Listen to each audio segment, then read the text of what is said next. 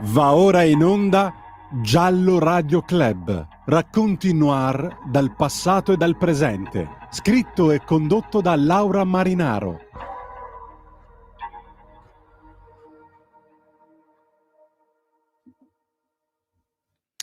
Eccoci tornati a tutti quanti, Giallo Radio Club. Oggi ritorniamo su Garlasco perché poi ne parlano tutti, però ne vogliamo parlare anche noi. Abbiamo sempre degli ospiti di eccezione che ci possono dare una mano a capire cosa sta succedendo nelle nuove indagini, ma anche qualcosa sulle vecchie indagini, cioè quelle che portarono alla prima le 2 soluzioni e poi la condanna di Stasi e che oggi viene fuori che insomma erano piene di lacune. Quindi oggi ne riparleremo, li abbiamo già qui? Eccoci, sì, sì, li abbiamo già qui. Intanto ringrazio in regia Natalia e quindi abbiamo già qui l'ex maresciallo Franco Marchetto, ormai diventato nostro amico e ospite fisso. Bentornato Franco, ti do del tu, visto che ormai siamo amici. Grazie Laura, grazie per l'invito. Grazie a te. E poi abbiamo la biologa molecolare e genetista Carolina Sellitto. Benvenuta, non so, qui non sei mai venuta qui, giusto? Buonasera Laura, grazie per l'invito. Saluto anche il maresciallo Marchetto. Ecco. Contraccambio, dottoressa, buonasera, è un piacere. Grazie. Allora, Marchetto, non me ne volere, però volevo partire un attimo dalle nuove indagini e in particolare vorrei fare un po' di chiarezza perché c'è stata un po' di querel così sui social, in televisione, c'è sempre, no?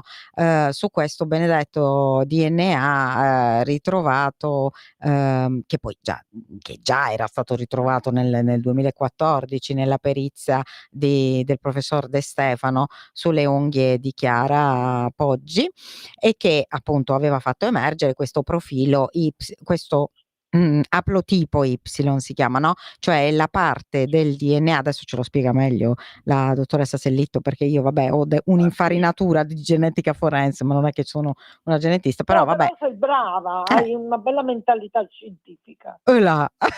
Ma erano le mie materie più odiate, le materie scientifiche. Davvero? Ho fatto il classico e non odiavo. No, in realtà ero bravina in matematica, ma vabbè, comunque mi sono appassionata in effetti alla genetica forense e quindi c'è questo aplotipo che identifica la linea patrilineare dei maschi, cioè identifica un maschio. Quando c'è l'Y c'è un maschio, quindi c'è una traccia maschile. Allora, Carolina, adesso ci spieghi.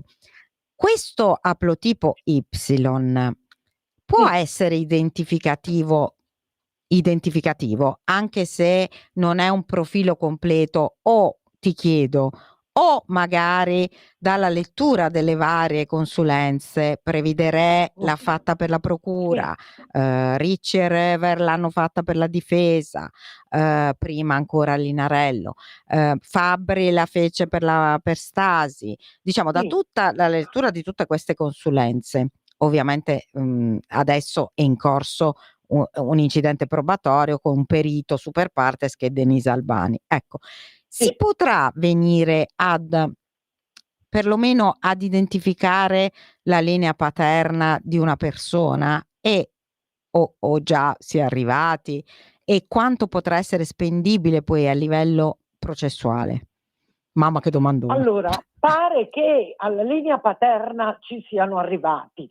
Quindi questo aplotipo, quando noi parliamo di aplotipo, parliamo di qualcosa che è sul cromosoma Y. Quindi questo aplotipo è stato visto comparabile a quello di Sempio, quindi automaticamente quello che noi diciamo è che il cromosoma Y deve essere di appartenenza a Sempio, quindi al DNA di Sempio. Perché? Nella linea paterna, ecco, attenzione, perché noi tra i tanti cromosomi che ereditiamo, che sono 23 dalla mamma e 23 dal papà, e quindi abbiamo un corredo totale di 46, ma è meglio dire, visto che ormai voi siete sempre più appassionati di genetica, anche i tuoi tanti ascoltatori, è meglio dire 23 coppie, perché si tratta degli stessi alleli, tranne che per il cromosoma Y, il quale, proprio perché deve identificare un maschio, non ha un altro se stesso, ma ha un cromosoma X che lo affianca, diciamo così. Però quello di linea paterna è solo l'Y. A questo punto, quello che noi finora certamente possiamo dire, dato che già sono state fatte tutte le analisi che tu hai ben elencato e tutte le consulenze che tu hai benissimo elencato, noi già potremmo dire, come è stato detto, è il cromosoma Y della famiglia linea maschile di Sempio, il che già è un gran risultato. Perché allora Sempio, la linea maschile, il mio cromosoma Y lì, non so se mi spiego. se io fossi un genetista, Carolina, cosa farei? Un genetista investigatore, diciamo, cosa farei? Andrei a vedere i maschi della famiglia, giusto? Ma i maschi della famiglia evidentemente già si sa, andrei a vedere, sì, brava, il papà, il cugino, che non sono 2000, dalla linea maschile. Non sono 2000, perché il nonno ha avuto due figli maschi e 2 femmine. I 2 figli maschi hanno avuto ognuno un figlio maschio, quindi abbiamo semplicemente 5 persone, di cui uno è morto, il nonno, quindi 4 persone da confrontare, giusto? Certo. Quindi, allora, siccome loro dicono che qualche antenato, va bene, che abitava a Garlasco e che è antenato anche del papà di Sempio e quindi aveva questo aplotipo Y, non è che ci sono altre linee maschili. Allora, a questo punto lo sai che si fa? La famosa biostatistica. Cioè, la domanda è questa: ma quante persone che stanno a Garlasco maschie potrebbero avere eventualmente l'aplotipo Y come ce l'ha Sempio? Ma veramente 40.000, come dicono alcuni? No, ma non sono nemmeno tutti gli abitanti di Garlasco. Infatti. Sono 9.000. Infatti. Sono 9.000. Ma infatti io non capisco perché. Perché metà saranno femmine, facciamo così. Appunto. Quindi scendono a 4.500. E io questo lo sai quanto lo dissi 3 mesi fa? Saranno circa 4.500. Sì, 3 mesi fa lo dissi. Ma aspetta, Carolina, però attenzione. Dottoressa, ancora meno. Ancora meno. Se togliamo la data, noi prendiamo la data che è successo il fatto ad oggi, sono ancora meno, perché bisogna togliere tutta quella gioventù che all'epoca era adolescente. Certo, già, è vero. È vero. È vero. Ma Carolina, quindi a questo punto quelli che dicono ma sei solo la linea identificativa della famiglia e è possibile che ci siano altre persone che hanno lo stesso Y nella popolazione, ma perché a me ne vengono solamente 4? Ma mia cara, queste persone che dicono così lo dicono perché evidentemente cercano di puntare in qualche modo alla difesa di Sempio, e io dico ben venga tutto quello che dicono, cioè io direi altre cose, però non gliele voglio suggerire francamente, perché talvolta sono anche molto antipatici, devo dire, e quindi non gli voglio dare aiuti, gliene ho dati tanti, però non glieli voglio dare più. Allora loro perché dicono così? Perché devono difendere, ma ben venga la difesa, perché se no non potremmo dire le nostre ragioni. E penso se ci fossimo al mondo, solo io, te e Sempio, che praticamente lo accusiamo di queste cose e non ci sarebbe nessuno che lo difende. A noi ci passerebbe la voglia, perché sembreremmo addirittura cattive. Invece fortunatamente c'è la difesa che a modo suo lo difende e noi quindi possiamo dire la verità. Senti Carolina, ma un'altra cosa poi vorrei che spiegasse ai nostri radioascoltatori questa vicenda, perché insomma, se ne parla, ragazzi, si parla di questo. come sarebbe finito questo benedetto DNA sulle unghie, anche perché vorrei ricordare che il DNA diventa una prova importante in un processo quando è contestualizzato ovviamente ad un delitto. Allora, poniamo il punto che le unghie vennero tagliate dopo che il corpo era stato dilavato dal sangue che c'era. Dopo che addirittura era stato riesumato, mi sembra, no? Perché inizialmente non erano state prese le impronte, e lì poi dopo parleremo con Marchetto dei primi errori fatti dai primi investigatori. Quindi poniamo che comunque viene ritrovato questo Y sulle unghie, sotto le unghie, non è fondamentale. De Stefano inizialmente parla di contatto diretto, ok? Poi dopo, vabbè, cambia versione in fase del processo di appello bis. Oggi però, cioè Previdere, io ho letto la consulenza, adesso non è che ne capisco molto, però Previdere mi sembra abbastanza illuminante invece sul fatto che si tratti di Ma un quello è un contatto professore diretto. associato.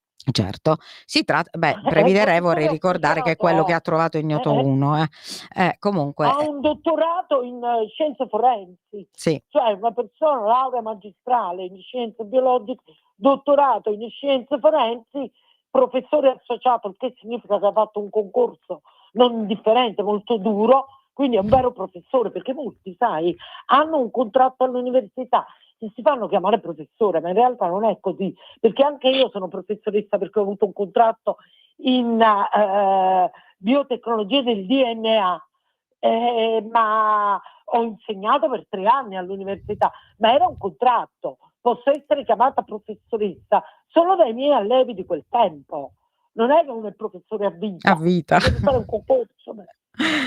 Sì, è un po' complicato. Comunque, allora, questo diciamo, la consulente della difesa Sempio e anche altri dicono no, ma quello lì è un DNA raccolto in qualche modo da un contatto indiretto con una contaminazione, cioè nel senso questa tocca un oggetto che ha toccato prima lui e quindi raccoglie questo DNA. C'è insomma una querelle su questa, che spero l'Albani possa rimediare, ma tu cosa pensi di questo? Cioè, ecco, di questa cosa qui. Cosa ne pensi?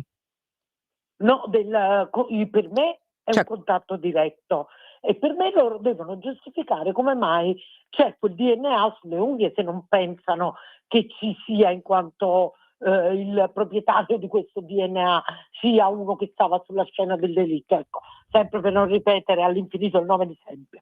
Però loro lo vogliono giustificare dicendo che è un contatto indiretto, ma questo non è purtroppo indimostrabile, perché dovremmo avere l'oggetto e prendere le impronte sul momento dell'accaduto per vedere se veramente ci stava del DNA su questo oggetto. E per dire che è diretto, che prova abbiamo? Cioè, come facciamo a dire che è diretto? Io non ci capisco molto. Cioè, come fa a dire che è diretto? A noi se c'è sulle unghie è perché sta lì. Sono gli altri che devono dimostrare che non è diretto, ma già il fatto che sta lì è comunque diretto. Ora tu mi vuoi dire che è diretto perché viene dal lampadario e quindi il lampadario direttamente è andato sulle unghie di Chiara, o mi vuoi dire che è diretto perché viene dal citofono che è andato direttamente sulle unghie di Chiara? Ma sei tu che me lo devi dimostrare. Per me è diretto, punto. Quindi c'era lui e c'era Chiara. Per me è diretto. Io ragionerei così. Ragiono così. Poi, se proprio tu vuoi dire che è indiretto, allora vediamo la quantità che è. La possiamo vedere la quantità originale? No, perché non l'avete quantificato. Come? Non solo, Come? non lo hanno quantificato. Spiega cosa succede quando si trova una traccia, vengono fatte delle operazioni. La quantificazione è fondamentale, guarda, io voglio sottolineare che tra le altre cose ti ho messo in diretta su TikTok, perché tu sei molto conosciuta su TikTok. Seguite Laura Marinaro, una delle migliori giornaliste, veramente che da anni fa questo lavoro. Allora, io vorrei fare un complimento a tutti voi giornalisti, perché grazie a voi si fanno molte cose. Quindi la scienza sarà pure prova regina, ma secondo me anche i giornalisti sono prove regine. Ecco. Marchetto, che Quindi, ne pensi di questa di questa affermazione? Beh no, sì, allora, a differenza tu hai sollevato di un punto 18 anni importante. fa, No, scusa, a distanza di Marchetto, 18 anni non vi si può bloccare. Ecco. Quindi sono stati bloccati i giornalisti di 18 anni fa, oltre che i carabinieri. Ma guarda, i giornalisti ne abbiamo prove certe e sicure, ci sono intercettazioni che lo dicono, non lo dice Marchetto. Marchetto parla sempre con le carte in mano. Sì, lo so. Molto interessante, molto interessante. Dopo approfondiamo questa cosa. Allora, Carolina, continua a spiegarci dunque, questa cosa della se proprio tu lo quantificazione. vuoi dimostrare che è indiretto, allora devi anche dimostrare che ce n'era molto poco dall'origine, e questo loro non lo possono fare perché non solo non l'hanno mai quantificato, non hanno mai detto quanto DNA c'era dall'origine, ma sono stati fatti una sequela di errori che sia tu che Albina che su Giallo che io su Giallo li abbiamo già ben descritti. A questo punto non resta che ad aspettare questo 18 dicembre come insomma manna dal cielo, perlomeno perché io so che la dottoressa Denisa Albani, che fa parte della Polizia Scientifica di Milano, vorrei ricordarlo, che è il perito quindi incaricato dal GIP Garlaschelli di svolgere questo incidente probatorio, la chiamano mani di fata. No, è vero. Bellissimo. Sì, perché Bellissimo. sembra che sia una che proprio riesce a tirar fuori dei risultati dall'impossibile. Sarà una donna molto intelligente, piena di intuito, di talento, ma si vede, d'altronde si vede. Perché bisogna capire c'è questo lavoro, no? Che non è che lo fanno su dei reperti, purtroppo, perché non ci sono più. No. Però lo fanno su gli elettroferogrammi che insomma sapete sono quelle specie di, come possiamo dire, Dunque, appunti che il sono DNA dei scrive. grafici. Sono dei grafici che rispecchiano le informazioni che attraverso la PCR e poi attraverso l'elettroforesi capillare si ha sui picchi, i famosi picchi, che poi altro non sono che lo specchio, o perlomeno ci si aspetta che sia lo specchio di come sono gli alleli e che tipo di alleli ci sono nei vari loci. Sì, è un po' complicato, però più o meno insomma la gente ha iniziato a conoscere questi termini, a imparare questi termini. Sicuramente dovete capire che insomma il DNA insieme poi alle impronte digitali sono proprio il nostro codice a barre. Marchetto, dunque a proposito di impronte digitali, no?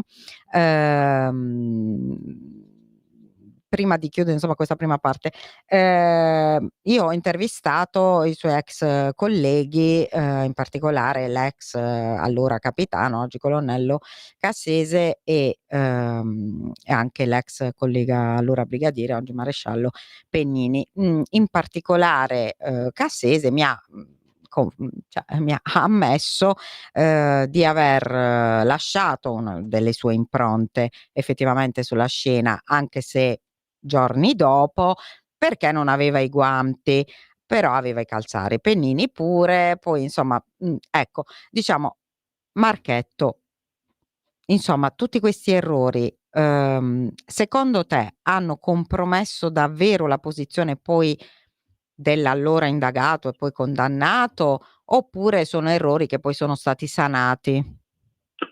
No, ovvero quello delle impronte lasciate, adesso non mi ricordo se lo stesso giorno, come dice Lui dice dopo 3 giorni. capitano Cassese, dopo qualche giorno. Secondo me sono errori, ma secondo me si possono rimediare nel momento stesso che tu lo ammetti, per cui il repertatore accerta subito delle tue impronte.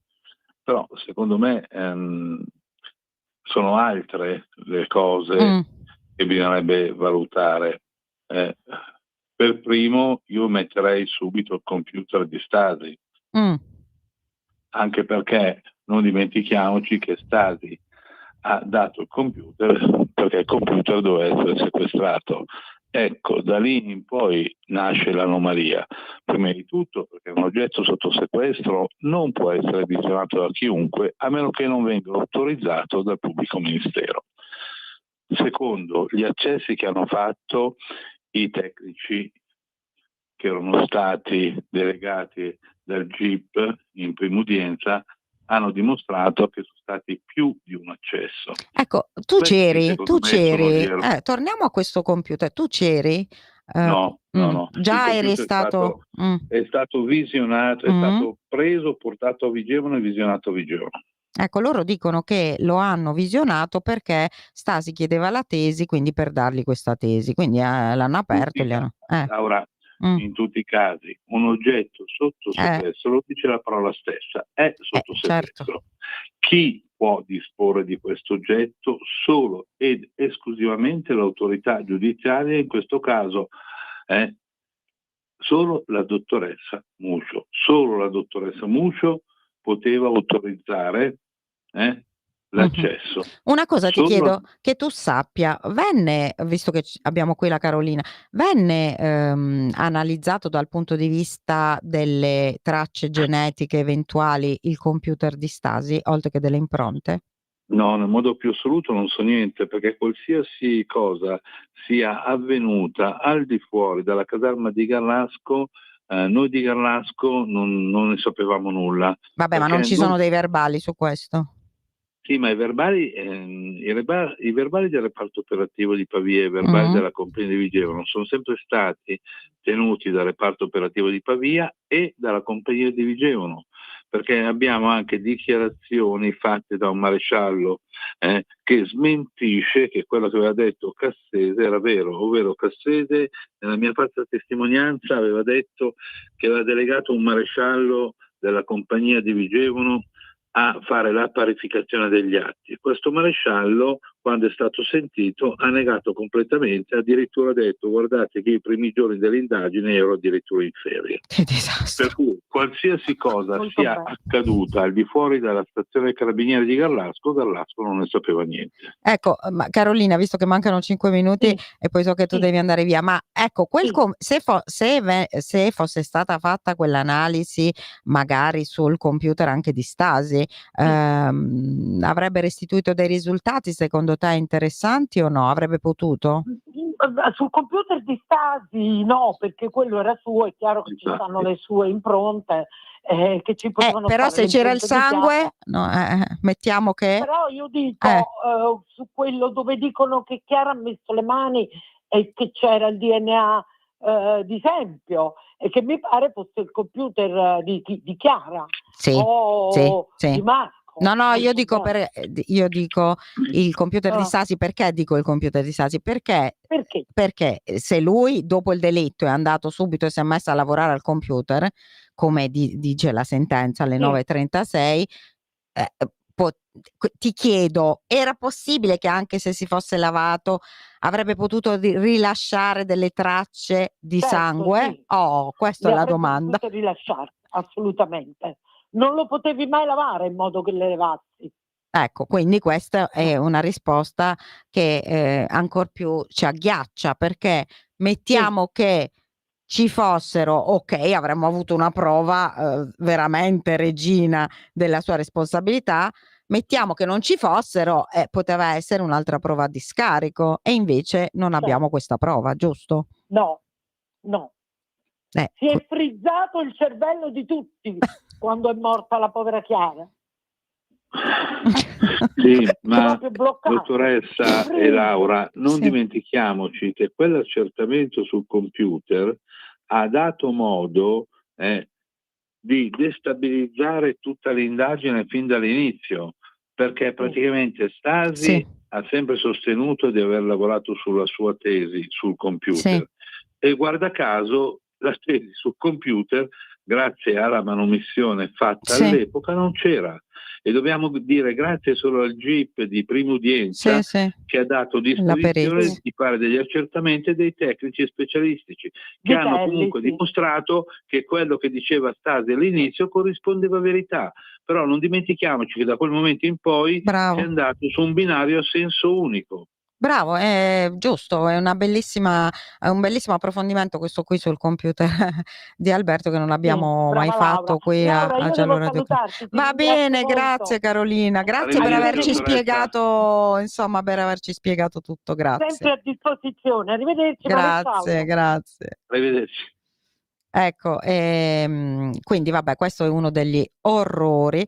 Adesso dopo la pausa, che sta per arrivare, però abbiamo ancora 2 minuti, avremo proprio per un quarto d'ora ce li concede l'avvocato De Rensis, finalmente, che da una vita che lo rincorro, però Tu insomma sai che non ho mai avuto il piacere, ecco. anzi no, ho avuto il piacere di scambiare una parola perché ero insieme alla moglie e la moglie voleva conoscere l'avvocato De Renzi. È stato un cambio La all'interno tua moglie, perché lui ha detto che è scapolo, adesso mi No, destabilizzi. veramente, purtroppo guai quando c'è De Rensis. Vabbè, è la moglie, Laura, è la moglie, cosa devo dire? Ho capito. Allora adesso preparati una bella domanda che gli fai una domanda. No, non devo fare domande all'avvocato. Io volevo l'altra sera fare domande a un'altra persona, Lo è so. diverso. E anche l'avvocato vorrebbe parlare, ma potremmo organizzare un incontro a 3. Io ci ho provato, per ora ho fatto un incrocio di interviste, di testimonianze che potete trovare sul mio canale La Zia in Giallo, e domani su Giallo ci sarà proprio un ampio servizio proprio di confronto tra tutti questi 3 personaggi che sono appunto il colonnello Cassese, il maresciallo Pennini e il maresciallo Marchetto. Andiamo un attimo, 1 minuto in pausa e poi ci ritroviamo qui, che ho ancora tante cose da chiederti. Per la tua pubblicità visita il sito radiolibertà.net. Stai ascoltando Radio Libertà, la tua voce libera, senza filtri né censure, la tua radio.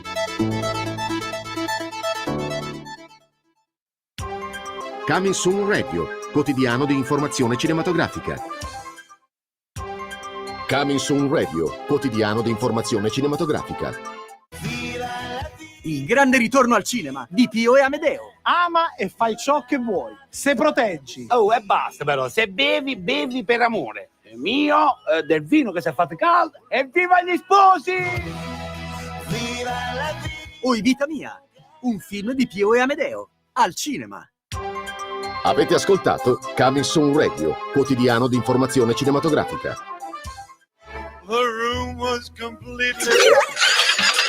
Stanco di perderti i tuoi programmi radiofonici preferiti? Vorresti la tua musica, le tue voci amate sempre con te, ovunque tu vada? Radio Libertà, l'applicazione che trasforma il tuo smartphone e tablet nella tua radio personale.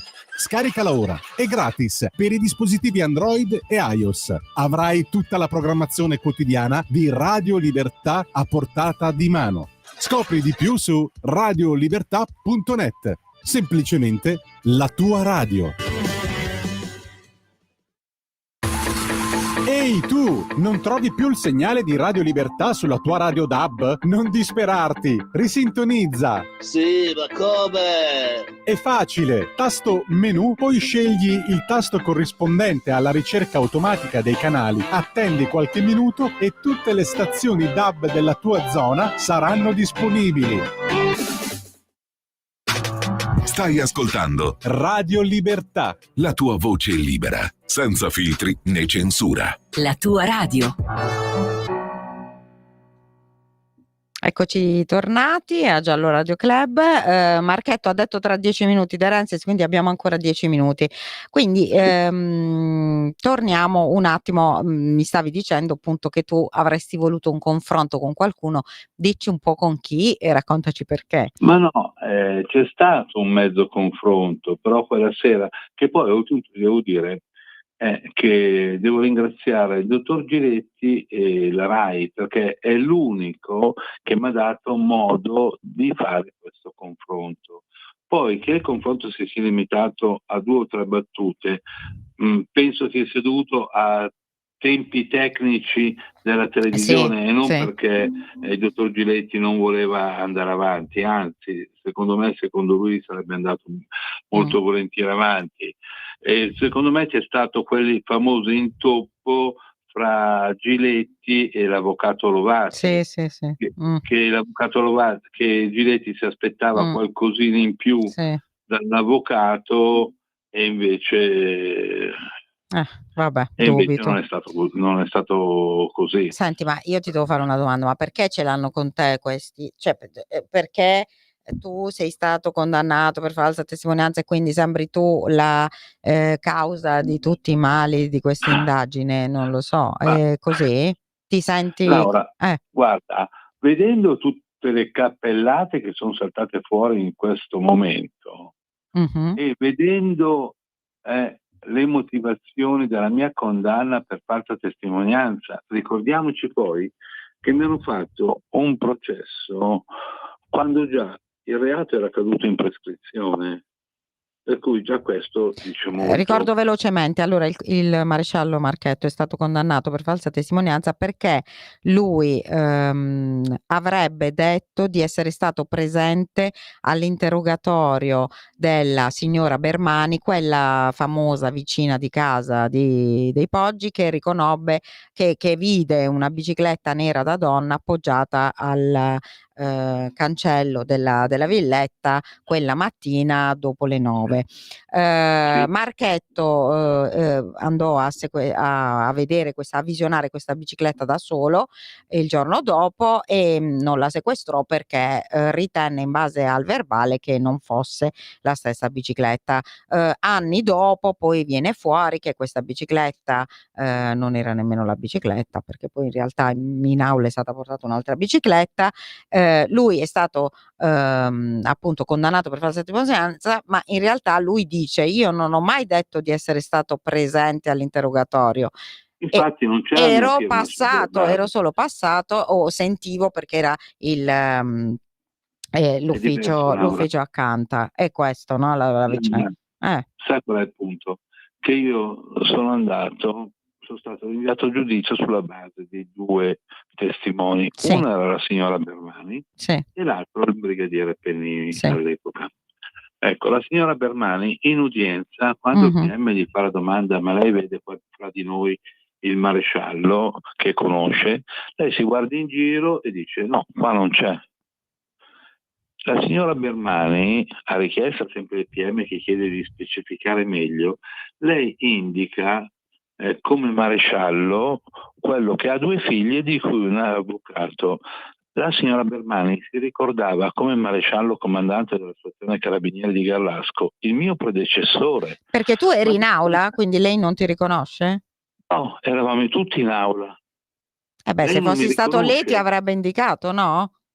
Giustissimo.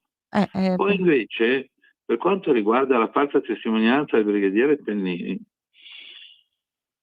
guardate, lui è quella persona che dice che io non ero in caserma, però il brigadiere Pennini in quella circostanza non dice che lui mi aspettava davanti alla casa Poggi dopo che io ho fatto il sopralluogo. Sì, a me in realtà ha detto questa cosa qui, ha detto così, che tu l'hai portato in caserma con la macchina. Peccato che non l'ha detto nella fase durante la sua audizione. Però non dimentichiamoci anche un'altra cosa: nella mia falsa testimonianza il brigadiere Pennini viene lì con un verbale che di fatto è un falso. Perché il brigadiere Pennini indica su quel verbale che io sentivo stasi prima delle ore 16, non dimentichiamocelo. Certo, invece in realtà io ho no, io in realtà sono uscito dall'autostrada alle 16:25. Sì. Ma non perché lo dice Marchetto. No, ce l'abbiamo la cosa dell'autostrada, del telepass. Sì. Però lui è stato creduto. Sì, lui a me ha detto che si è confuso perché in realtà si è confuso. Ma un attimo, Laura, io mi sono confuso. Ho detto una cosa per un'altra. Sì. Cazzo, mi hanno fatto un processo, lo so. Dai, poi Laura, un'altra cosa. Non dimentichiamoci che il brigadiere Pennini è stato sentito per la mia falsa testimonianza e poi è stato sentito per il processo Stasi bis per quanto riguarda i Graffi. 2014, sì. Ecco, spiegatemi una cosa. Quando io faccio il racconto del 13 agosto, deve valere per il re, deve valere per la regina. Se lui fa la descrizione del 13 agosto per Marchetto e non fa menzione dei Graffi, mentre quando viene sentito per Stasi dal sostituto procuratore generale Barbaini fa presente i Graffi sul braccio di Stasi, la domanda viene da sé.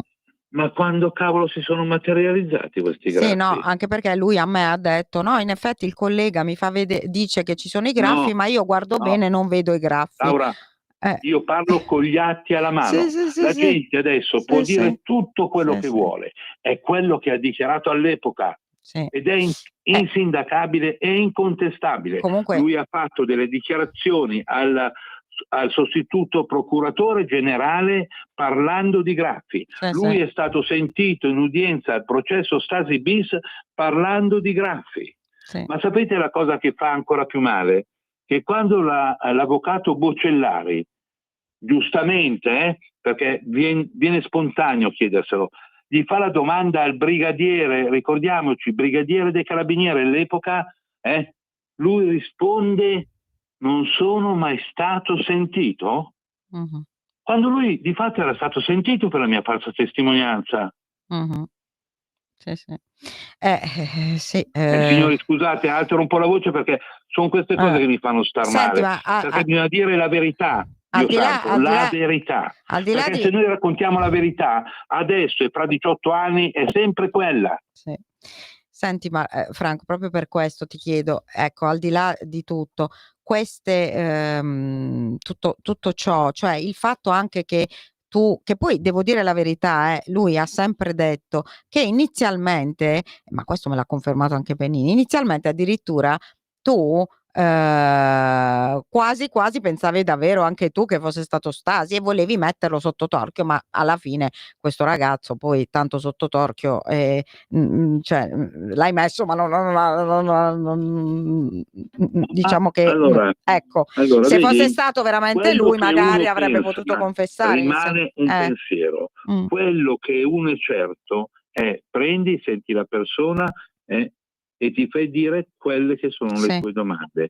Tu da lì poi tiri le somme. Certo. No, appunto, quello che ti volevo dire era questo, che alla fine sei stato tu che sei stato poi un po' messo da parte, tra l'altro non estromesso a livello di comando, che ti hanno fatto no, sei stato messo da parte, non ti hanno dato le cose da fare perché non ti hanno dato le cose da fare. Laura, ecco, ti chiedo però, aspetta, rispondimi a questa domanda. Aspetta, vediamo se c'è l'avvocato. C'è l'avvocato, aspetta. Ok. Avvocato De Rensis? Avvocato De Rensis, bentornato a Giallo Radio Club. Buonasera. Abbiamo l'onore di avere l'avvocato De Rensis, che è difficilissimo veramente averlo, soprattutto in radio. È legato al fatto che sono anziano, sa, gli anziani vanno rispettati, questo è il motivo. Allora c'è qui il maresciallo Marchetto che la saluta. Buonasera, avvocato. Buonasera maresciallo, buonasera. Allora, avvocato De Rensis. Avvocato, mi scusi, mi dia del Fante per favore. No, io la chiamo con il grado che lei ha ricoperto, poi non entro per questioni di delicatezza nella vicenda, però io ho fatto del rispetto per il prossimo una legge e quindi chi mi conosce sa che io rispetto tutti gli esseri umani allo stesso modo, quindi figuriamoci se io mi permetto di non chiamarla maresciallo. Io non riesco a non chiamarlo maresciallo perché ha proprio anche, io ho avuto un nonno maresciallo e ha proprio il physique du Roldo, il maresciallo. Io adesso ovviamente non entro nel merito delle vicende, parliamo. No. Io volevo fare una domanda su oggi, ecco, veniamo ad oggi. Avvocato De Rensis, insomma, sembra che il lavoro delle procure sia veramente immane. Noi non sappiamo nemmeno, penso, centesimo di questo lavoro, anche perché devo confermarle, perché io li sento, nel senso che gli rompo le scatole quasi tutti i giorni, ma non mi dicono niente, se non delle volte smentire delle fake news. Questo lo fanno spesso, mi dicono no, è una fake, no, è una fake, no, è una fake. Ecco, la sua sensazione a questo punto, a meno di un mese dal famoso incidente probatorio, qual è la sua sensazione? Io dal primo giorno ho detto che le indagini tradizionali hanno medesima importanza, se non di più, nel senso che il valore di chi sta investigando, la storia professionale di chi sta investigando, mi riferisco alla Procura di Pavia, ai Carabinieri di Moscova, al professor Previdenè e alla dottoressa Grignani. Non parlo dei nostri consulenti, che ritengo due scienziati di valore assoluto. Il professor Weber è il numero 1 al mondo nel proprio campo, il dottor Ricci è un consulente di valore straordinario. Poi ci uniamo anche adesso la Procura di Brescia, su cui poi dirò qualcosa. Ecco, il valore di queste persone mi porta ad avere d'ufficio grande fiducia in queste indagini. Perché? Perché queste sono indagini che, a differenza del passato, non includono un elemento in più, piuttosto che dare per scontato un elemento in meno. Perché veda, l'errore più grande che si può fare, o uno degli errori più grandi che si possono fare nelle indagini, è pensare di poter escludere. Soprattutto se poi questo viene fatto da una procura piccola, che probabilmente, sto parlando dell'allora procura di Vigevano, che probabilmente non aveva grande esperienza in omicidi efferati e così complessi, perché il giudice Vitelli ha ragione quando dice che questo è un caso complicatissimo. Ecco, io credo che quando non si ha molta esperienza, ma anche se la si ha, non si deve fare l'errore di escludere in base a proprie determinazioni, propri convincimenti o proprie deduzioni. Perché veda, io faccio sempre questo esempio, guardi, a volte gli esempi più semplici sono quelli che spiegano meglio. Io a me stesso faccio sempre esempi semplici quando parlo con me stesso.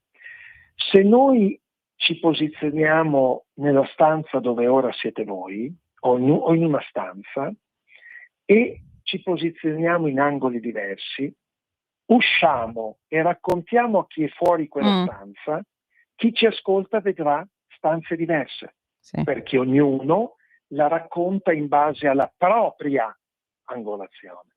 E questo è quello che è successo, purtroppo, nell'indagine di Vigevano, dove ci si è concentrati sulla telefonata al 118 fatta da un ragazzo in stato di shock, un ragazzo di 24 anni in stato di shock. Questo lo conferma Marchetto, vero? Che l'ha visto dove ci si è concentrati per anni su elementi soggettivi e poi non si è chiesto a qualcuno: tu dove eri il 13 agosto? O i tabulati. Ecco, allora, ma io non faccio nomi, faccio dei discorsi teorici, perché non voglio essere coinvolto, ovviamente non da voi, in polemiche sterili. Tornando a queste indagini, io credo che l'indagine scientifica, che avrà un valore importantissimo, sarà un corollario, una conferma di quella tradizionale, perché credo che chi indaga abbia le idee molto chiare su tanti aspetti. E finisco, così poi le lascio per la prossima domanda, finisco citando il procuratore generale di Brescia.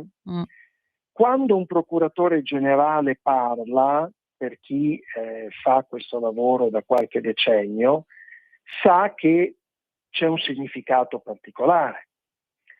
Se il procuratore generale ha, nell'intervista di qualche giorno fa al quotidiano di Brescia, detto che a fianco della procura e che questa indagine non guarderà in faccia a nessuno, evidentemente è un'ipotesi che coinvolge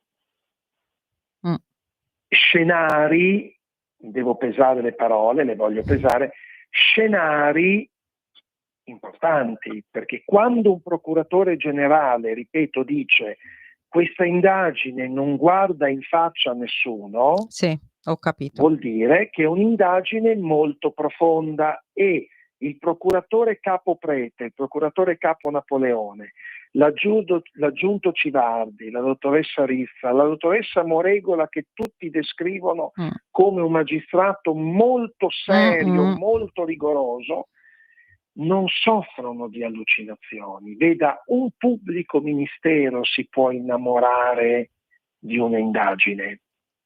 Qui al momento ce ne sono 5, prima erano 6, adesso la dottoressa De Stefano è in maternità.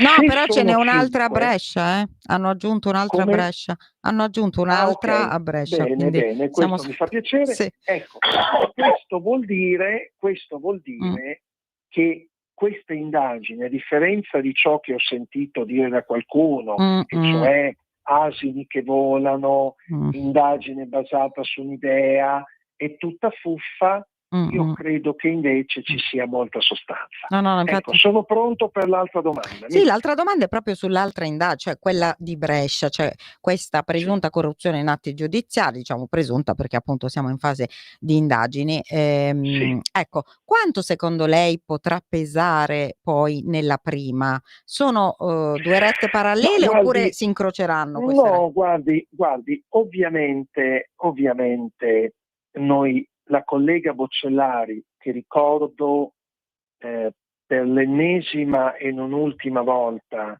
essere un avvocato e una donna di raro rigore, rara preparazione, rara professionalità. Ecco, è chiaro che l'avvocato Boccellari e il sottoscritto, noi siamo alla concentrati finestra, soprattutto su quella di Pavia, però è chiaro che ciò che riguarda l'indagine del 2017 ci interessa e come. Io, vedete, ho trovato un termine di paragone molto interessante e invito tutti i vostri ascoltatori magari a fare la prova, perché così c'è proprio la verifica sul campo. Noi sappiamo che il 22 gennaio è intercorsa una telefonata, sono intercorse molte telefonate, c'è stato in 26 minuti un traffico compulsivo, ma c'è una telefonata di 5 minuti tra l'indagato e il luogotenente Sapone. Bene, per capire sul campo in maniera pratica quanti sono 5 minuti è molto semplice.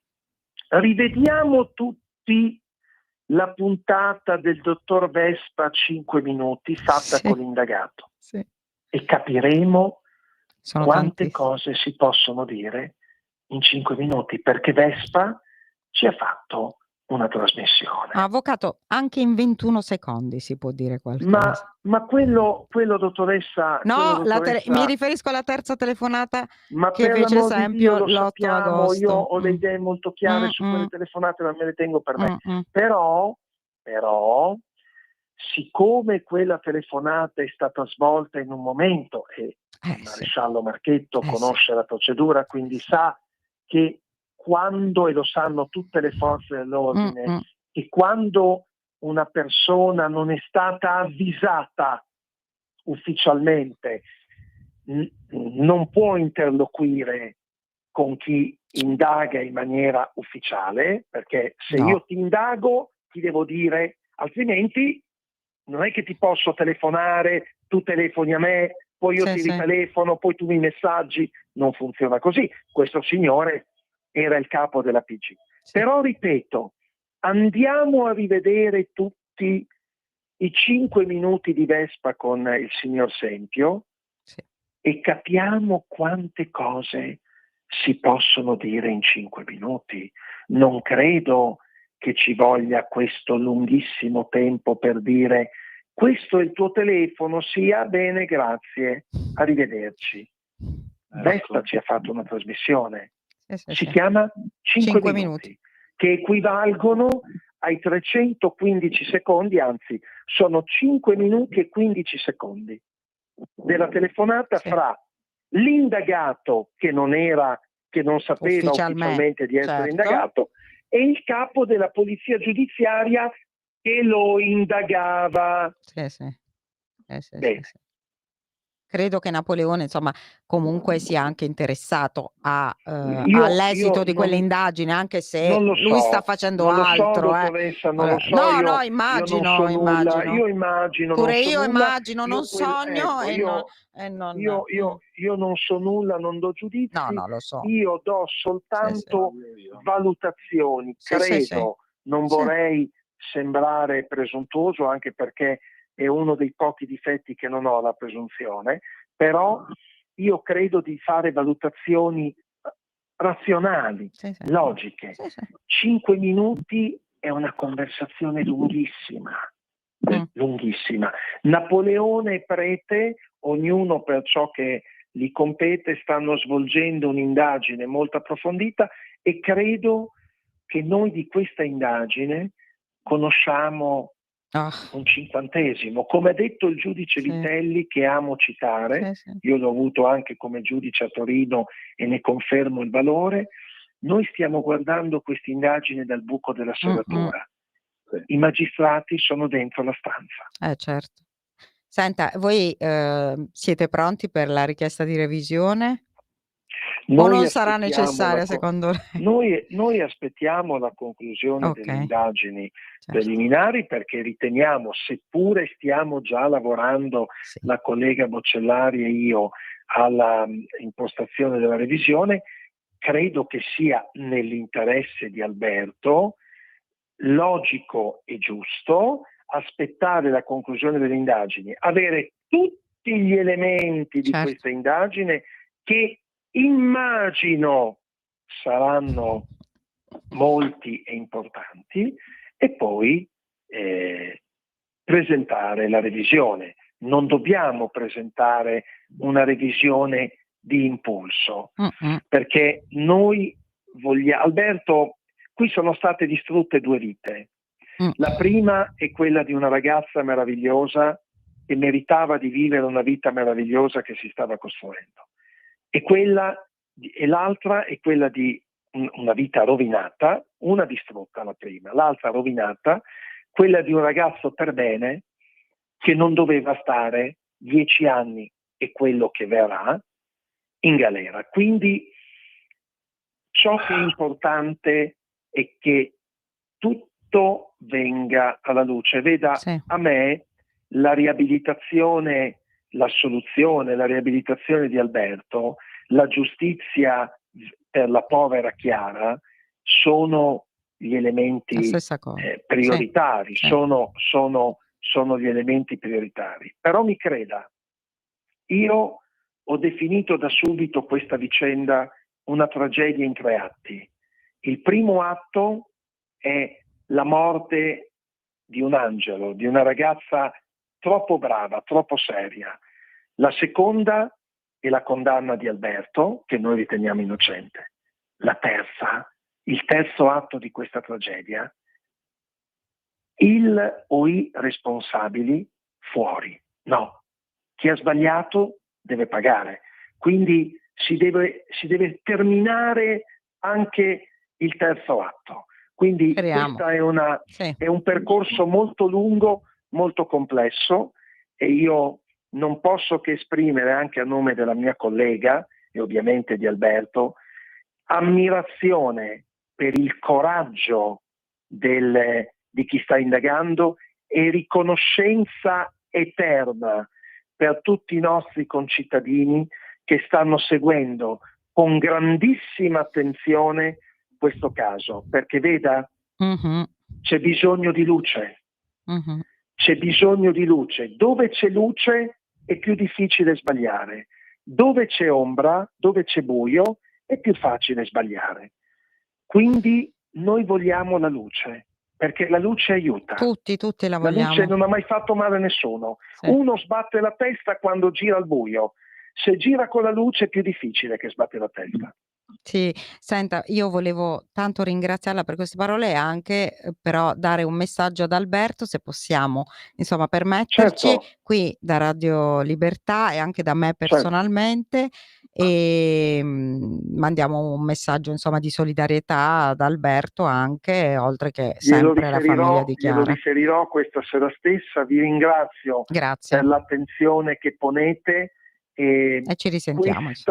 Questo vostro interesse, concludo dicendo che l'interesse dei nostri concittadini, di tutti coloro che stanno seguendo con grande attenzione questa vicenda, è uno stimolo aggiuntivo massimale, per cui noi sentiamo anche questa responsabilità. Ne siamo orgogliosi e siamo rispettosi di tutta l'attenzione che i nostri concittadini stanno dando a questo caso. Quindi, grazie.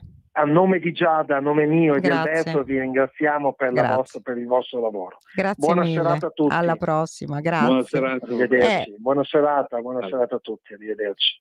Beh, insomma, abbiamo meno di un minuto, però se vuoi fare un commento, Marchetto, poi dopo tanto poi ci torneremo. Condivido tutto quello che ha detto l'avvocato.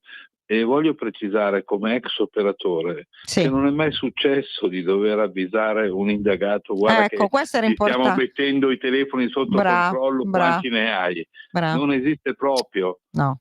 Tu devi mettere sotto controllo i telefoni, perfetto, che sia uno, che siano 10, che siano 100, li metti, punto e basta. Lo so. E l'ho sentito anch'io quando lui si è giustificato in quel modo. Ed è stata una giustificazione. Beh, insomma, Marchetto è stato sentito ed è stato sentito per quasi 7 ore, anzi più di 7 ore.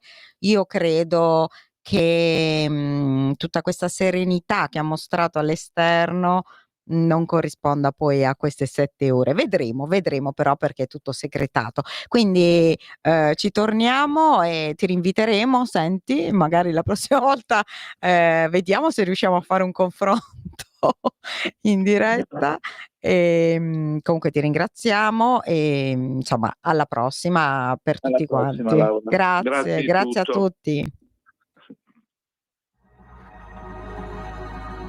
Avete ascoltato Giallo Radio Club.